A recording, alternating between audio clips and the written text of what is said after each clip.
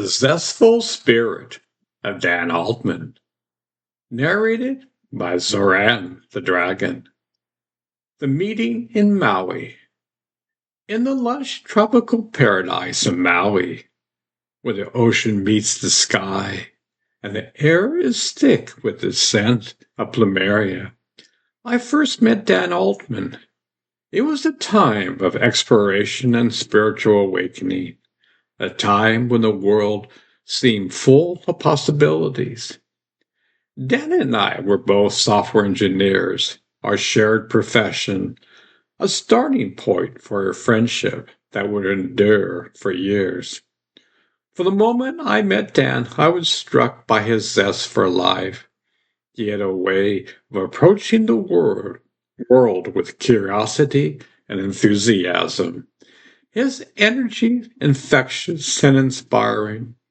Whether he is diving into a new project or simply enjoying the beauty of the island, Dan lived with a sense of purpose and joy that was truly remarkable.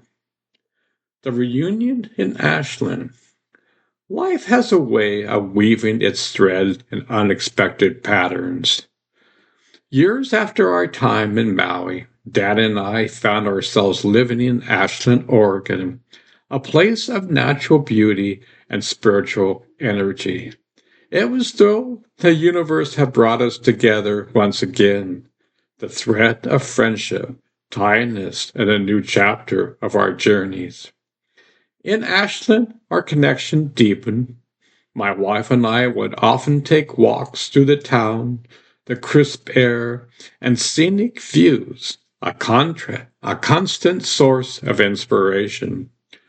On one of these walks we spotted on these walks we spotted Dan sitting outside a cafe, a cup of coffee in his hand and a smile on his face.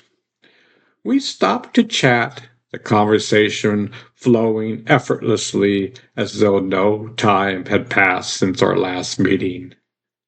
The coffee conversations. These coffee conversations became a cherished tradition, a time to catch up and share stories. Dan's zest for life was as vibrant as ever, his laughter a reminder of the beauty of human connection. We talked about our works, our travels, and our spiritual journeys, each conversation a blend, a reminiscence, and celebration. I remember one particular conversation when Dan shared his thoughts on meditation. It's not about escaping the world, he said. It's about finding the stillness within so you can navigate the world with clarity and grace. His words stayed with me, a reminder of the importance of inner balance and the power of presence. The meditative path. Dan's zest for life is rooted in his deep spiritual practice.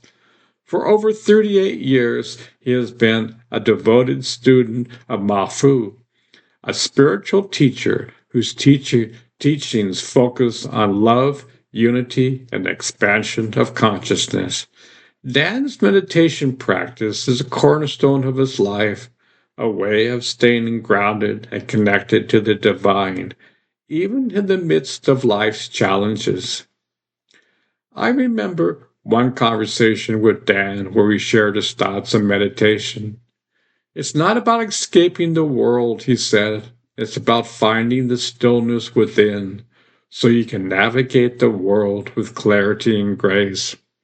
His words stayed with me, a reminder of the importance of inner balance and the power of presence. A personal anecdote, the coffee and the connection.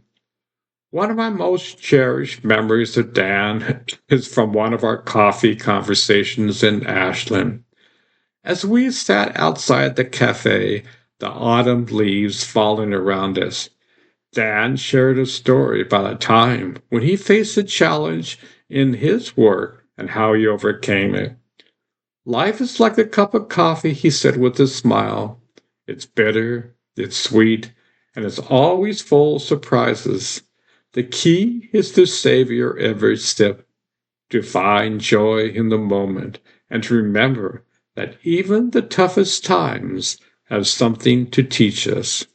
His words were a reminder of the beauty of resilience, the power of perspective, and the importance of connection.